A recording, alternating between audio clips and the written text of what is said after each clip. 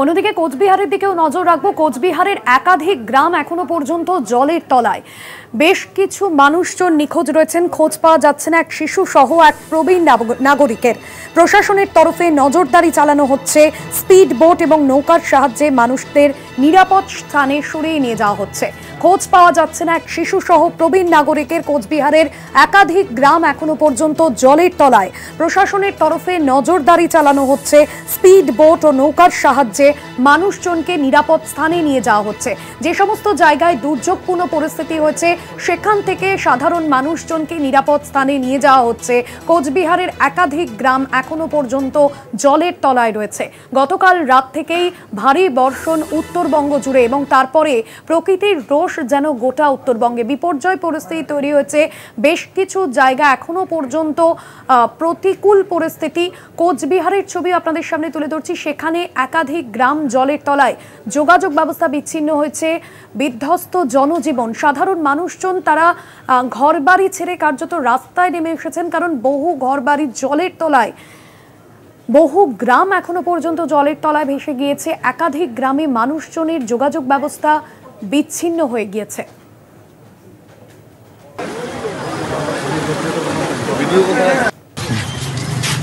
শীতলকুচি বিধানসভার মাথাভাঙা 1 ব্লকের কেদারহাট গ্রাম পঞ্চায়েতের এই জোরসুমেলি এলাকার বাঁধের, রায়ঘাট নদীর বাঁধের একটা অংশ ভেঙে গিয়ে গোটা গ্রামে জলমগ্ন হয়ে পড়েছে।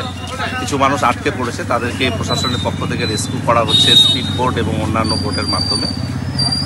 1-2 মানুষকে খুঁজে পাওয়া যাচ্ছে না, তাদের প্রাণহানির আশঙ্কা করছে সাধারণ মানুষ। কিন্তু প্রশাসনের তৎপরতায় আশা করি তাদের সকলকে রেস্কিউ করা সম্ভব হবে। আপনারা তো কেন্দ্রীয় সরকারের কাছে গেছে বারবার, 1 পয়সা বরাদ্দ আনতে পারেনি। মমতা বন্দ্যোপাধ্যায়ের নেতৃত্বে যা কর্মসূচি হয়েছে, মানুষের জন্য বাদ দিনের সবটাই হয়েছে। বন্যা এসেছে, উনি বিধায়ক হিসাবে কি করেছেন এলাকার মানুষের জন্য, বাঁধ নির্মাণে উনি কি ভূমিকা গ্রহণ করেছেন, সেটা না বলে শুধুমাত্র বিষোদ্গার করতে এসেছেন। মানুষের রোষের মুখে পড়বেন খানিকক্ষণ বাদে।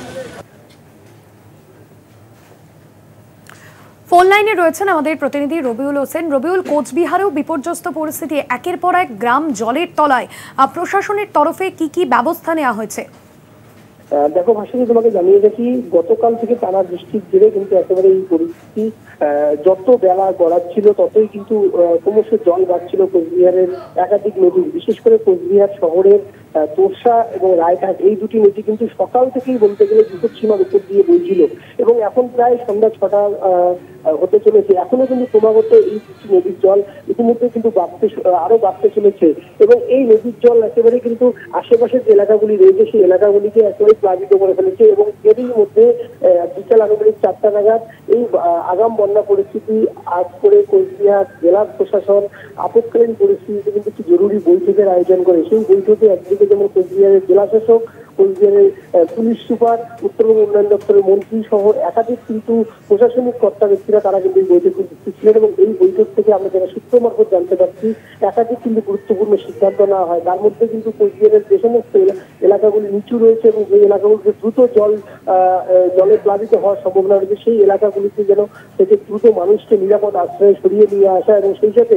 যেই সমস্ত এলাকা অলরেডি জলে প্লাবিত হয়েছে এবং সেই এলাকাগুলিতে যেন যারা রয়েছেন তারা যেন কোনোভাবেই কিন্তু আর যেন বিপদের সম্মুখীন না হন সেই ব্যাপারে কিন্তু স্পষ্ট কিন্তু প্রশাসনের তরফ থেকে নির্দেশ দেওয়া হয়, এমনটা কিন্তু আমরা সূত্রভাবে জানতে পারছি। তবে তোমাকে আরো জানিয়ে দেখি, এই মিটিং থেকেই কিন্তু কোচবিহার জেলার যে মূলত যে দুটি নদী রয়েছে একদমই ধন্যবাদ জানাবো রবি।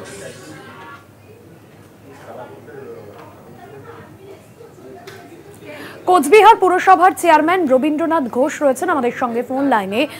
রবীন্দ্রনাথ বাবু, যে পরিস্থিতি এই মুহূর্তে গোটা উত্তরবঙ্গ জুড়ে, কোচবিহারেও একাধিক গ্রাম জলের তলায়, এখনো পর্যন্ত আপনারা সামনে থেকে দেখছেন, পরিস্থিতি পর্যবেক্ষণ করছেন, কি পরিস্থিতি সেখানকার, জনজীবন কতটা বিচ্ছিন্ন হয়েছে? হ্যালো, হ্যাঁ শুনতে পাচ্ছেন?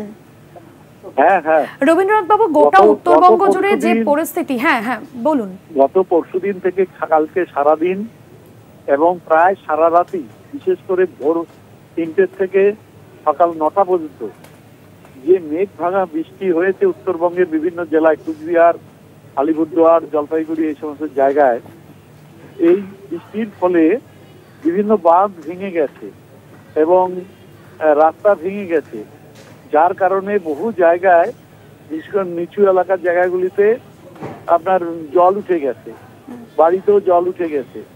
শহরগুলোতেও এত বৃষ্টি হয়েছে যে বৃষ্টির জলে শহরগুলো জলমগ্ন হয়েছে এবং নদীর জল বেড়ে যাওয়ার কারণে জলটা পৌরসভাগুলোর জলগুলো নদীতেই অ্যাকচুয়ালি আউটলেট থাকে, সে কারণে ওখানে জলের স্তর বেড়ে যাওয়ার কারণে জল টানছে না।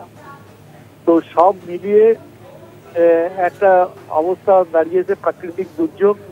জেলা পুলিশ প্রশাসন, ডিএমই, এসডিও, বিডিও সব রয়েছে। আমাদের যারা পঞ্চায়েত প্রধান, জেলা পরিষদ, পঞ্চায়েত সমিতি সবাই আমরা মাঠে রয়েছি, ময়দানে রয়েছি। খাবার ব্যবস্থা করা, তারপলিনের ব্যবস্থা করা, যার যেখানে রেস্কিউ করা, সমস্ত রকম ব্যবস্থা আমরা করে চলছি। সুতরাং আজকে যদি আবার ভারী বৃষ্টি হয় বলতে পারবো না কি হবে, ভগবানই জানেন একমাত্র। মোহনের উপরে আমরা ভরসা করছি, ঠাকুর মদন মোহন যা করে, কারণ এরা হাওয়া অফিস ইতিমধ্যেই বলে দিয়েছে যে আগামী আজকে রাত্রেবেলা এবং কালকে ভারী বৃষ্টি হবে। এখন প্রাকৃতিক দুর্যোগের সাথে তো কেউ যুদ্ধ করতে পারবে না, সুতরাং ভগবান ভরসা, ঠাকুর মদন মোহনের ভরসায় আমরা রয়েছি।